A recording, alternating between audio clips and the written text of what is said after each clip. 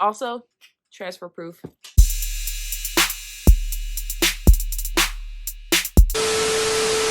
Hey cool kids, welcome back to the Nostalgia Factor. Thank you so much for tuning in. This video was highly requested, so call me DoorDash because I always deliver. Today's topic is Scooby Doo, and as a disclaimer, I am not going to be able to go into excruciating detail on all Scooby Doo media, everything that falls under Scooby Doo. That will be an extremely long video, and it's a no for me, sis. Ain't nobody got time for that. But I will try to at least touch on each Scooby Doo series in this video. And I am breaking the rules a tiny bit because Scooby Doo was definitely running the game since the early 70s, and the Nostalgia Factor only covers the 90s through the 2010 era. But for those of you who are about to come for me in the comments, let me remind you that Scooby Doo spilled over into the 80s, the 90s, the 2000s, and the 2010s. So it definitely deserves its own video, and I do cover the history, so here we are. You know what time it is, you know what we do here, so let's get into it. It's no surprise that Scooby Doo has been circling the block for 50 plus years, creating movies and some of our favorite television shows from back in the day. The original show, Scooby Doo, Where Are You?, was originally broadcasted on CBS and it aired from 1969 to 1970. This came from CBS and Hanna-Barbera wanting a Saturday morning show that wasn't so violent to appease the great parental overlords. Superhero shows were being protested in the 1960s, and Scooby Doo was just a trial to see if regular people could do superhero things minus the violence. And for a while, it worked. It was a simple plot. You had 4 teenagers with distinct personalities and their dog. They conveniently stumble across a mystery, they gather clues, the iconic chase scene.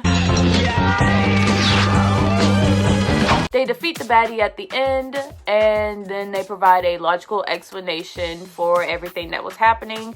And then...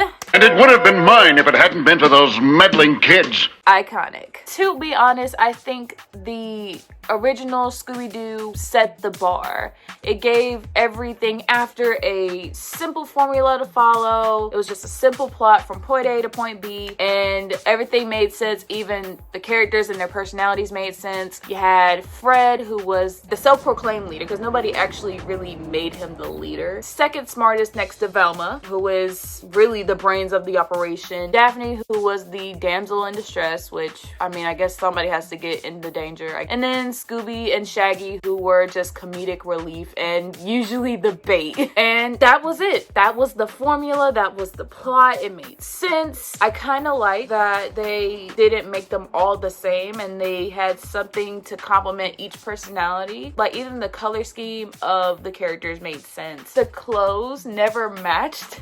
The clothes did not match, but it worked. Like, red and orange do not match, but Velma does it. Like, she makes it work. And then came the new Scooby-Doo movies, which was a step up from the original Where Are You? The same formula was carried through. The only difference was there was a guest star, whether real or fictional, and they were brought on to help the team solve the crime. Nothing too much changed. I vaguely remember this one because Where Are You always aired on Boomerang alongside a few other ones, but I vaguely remember this one. And there's a lot of ones that I don't remember or have never seen before, but Where Are You is definitely one that I remember watching growing up, even though it is like 30 years older than me. After the new Scooby-Doo movies, Scooby-Doo and the franchise was moved to ABC. There were a lot of various versions of Scooby-Doo that were produced. There was the Scooby-Doo show, Scooby-Doo and Scrappy-Doo, the new Scooby and Scrappy-Doo, and the 13 Ghosts of Scooby-Doo. And then all in all, ABC canceled it in 1985. And this is where we get a pup named Scooby-Doo, which aired in 1988. And this is the first spin-off that I actually remember watching. A Pup Named Scooby-Doo was the one that really captured my heart as a kid. I think the concept was cute, the characters were cute, even the villains were cute. Like a cheese monster, like a monster made entirely out of cheese.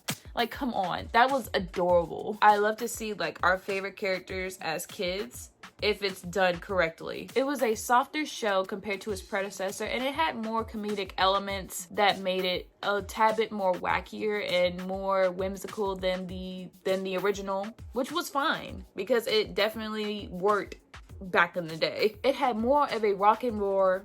I can't talk today. It had more of a rock and roll musical score, whereas the predecessor had more of a bubblegum pop musical score, which, I mean, again, it was a sign of the times. Rock and roll was kind of moving into like the preferred genre of music, but all in all, it still followed the tried and true formula that its predecessors had.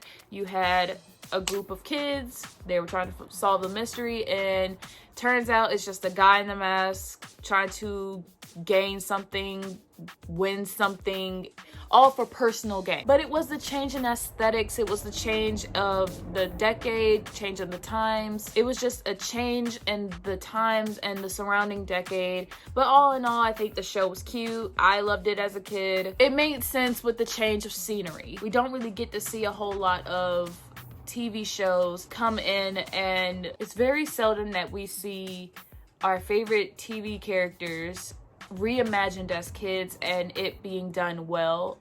Can't choral. But the Scooby Doo franchise did it well. Between a pup named Scooby Doo and the next installment of the Scooby Doo franchise, there was a whole lot of television films and direct-to-video films, everything to kind of bridge the gap between the 80s and the 2000s. This is just a little FYIT, but Scooby Doo and the Witch's Ghost is easily my favorite based on the Hex Girls alone. I'm a Hex Girl, and I'm gonna put a spell on you. Put a spell on you. They were the moment. They stole the whole show. Their back must be hurting because it carried that whole movie. Say what you want, I don't care. But between the 80s and the 2000s, a lot of things happened and a lot of things changed. One thing that was noticeably different was the voice actors. You still had Frank Welker, who was still the voice of Fred, but Don Messick had died in 1997, so there was a need for Scooby-Doo's voice. And the voice of Shaggy, Casey Kasem, relinquished his role as Shaggy after providing Shaggy's voice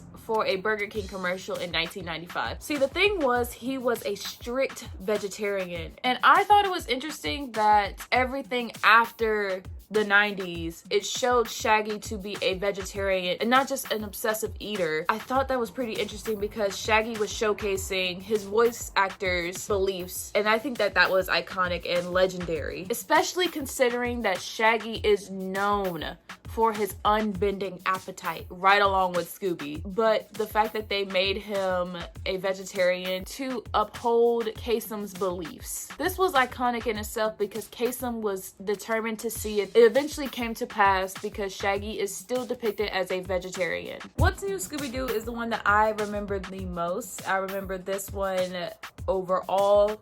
This is the one that comes to mind when I think of Scooby-Doo. I think of this one specifically. I lived for the animation. I lived for the style change, the outfit changes, all that. It still stayed true to the original format, which I can appreciate because I've seen what happens when they try to change something and change it to fit the times. It doesn't always end well. I do appreciate them sticking to the topic. I appreciate that. What's different about this one is the fact that it changed with the times, but still kept the concept. It was more of a modern twist to keep up with the kids of the generation because it wasn't the same kids watching it 30 years ago. There is a new generation. It's the kids of the kids who watched it before. It was spotlighting all types of different technology, such as like computers and cell phones. The animation style was cleaner. The colors were a tad bit brighter, but it still kept to the same color scheme. The lines were thinner. The only noticeable difference, other than just like the technology being added in, was personality differences. So most notably, Fred was the one that changed the most. I mean, like, it was a really subtle difference, and I had to go back and really make sure that I wasn't just seeing it clearly. But I think that Fred was a tad bit more intelligent in the original than he was in this. I mean, he was still a smart guy, don't get me wrong, but it seems like he was kind of overshadowed by Velma, who was still pretty smart and kind of made sense of everything. But it definitely made a difference because he was always right there with her. And the fact that he wasn't, it kind of caught me off guard. I mean, it didn't catch me off guard as a kid, but as an adult, it definitely caught me off guard because... Wait a damn minute. Y'all tried it. I'm all for a smart character. I'm all for a smart woman. I'm all for it. But once again, and I've always made this point, you don't have to dumb down a character to make another character seem smart. Then there was Scooby Doo Get a Clue. I don't remember this one. This show was basically Scooby and Shaggy having their own separate show. I mean, it's a great concept. I just don't remember it. Scooby and Shaggy have their own separate adventures after Shaggy inherits money from a rich uncle, and he has this whole mansion, this whole situation. This wasn't a very rememberable show. What's New kind of did it for me. I was already set. I don't remember this one, so I'm not gonna speak on it. And then by the 2010s, Scooby-Doo is a widely recognizable character. The franchise is recognizable. Everyone knows what it is. If I say Scooby-Doo, we all know what it is. So there they go, back at it again with another Scooby-Doo reboot. Mystery Incorporated rebooted the same relationships and personalities of the original, but this one was remarkable because it introduce families. It's a common trope that adults are rarely ever seen in earlier cartoons, and if they are seen, they were either the bad guy or they weren't sensible characters. They were just kind of there for the ha-has and the giggles. But this one was remarkable because it introduced families. It was a welcome change to see where our favorite characters come from, what their roots are, how they were raised, all that good stuff. And then there's this. Be Cool Scooby-Doo. Listen, I'm not going to judge a book by its cover, but I'm not a fan of the art style. I'm sorry. I'm not a fan, guys. I'm sorry. Because this is definitely giving Family Guy. No. Take it back. Send it back right now. It's a cute, quirky addition to the Scooby-Doo franchise, and I'm not mad at it. I just wish that they would have done something different with the animation style, but I mean, hey, somebody's kid loves it, so who am I to judge? Will it ever be better than the predecessors? No! But it's a comedic show. It's only meant to be funny. I mean, if you want a good laugh, then go for it. Scooby-Doo and Guess Who is the same concept as the new Scooby-Doo movies, brought up to the modern day. You got modern day stars that are coming in and helping them solve the case. It's the same thing as the new Scooby-Doo movies, only modern day stars are being used. So for some tea, so it has been announced that Velma is going to get her own show. Y'all. So excited to be here! Woo! Honestly, I'm kind of excited for this.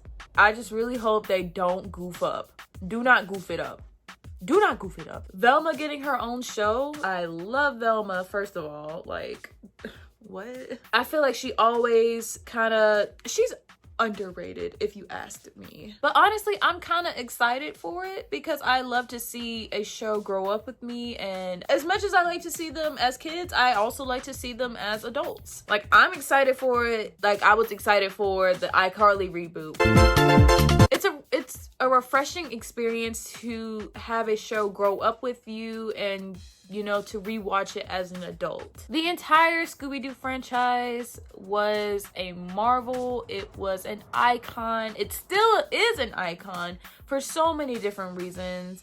The characters are basically trademarks. It's an icon of its time, and there's really a series for everyone because they covered all the bases as far as animation style. It covers everything, which, I mean, for a show that's been on the air for so long, at some point you gotta expand horizon and see like where it can take you. And honestly, I think that the entire franchise does it well without messing up an existing legacy. And I can only say that I really hope hope that they don't mess it up in the future with future episodes, with future series. I mean, Mickey Mouse did it for 100 years. Scooby Doo is probably gonna do it for 100 years as well. So, I mean, go figure. If they can do it well, then let them be great. It's great to see this show that's been on the air for 50 years still holding up and still keeping true to what the original creators wanted for the show. It's basically a cookie cutter, foolproof way to create a kid's show. But anyways, guys, that's all that I have time for ranting today. Thank you guys so much for participating in the poll, and thank you guys so much for watching. I will have regular updates on my Instagram, so be sure to follow. I will link it in the description below. Be sure to like, comment, and subscribe and be a part of the cool kids. Thank you guys so much for your support. Thank you so much. I love you guys, and have a blessed day.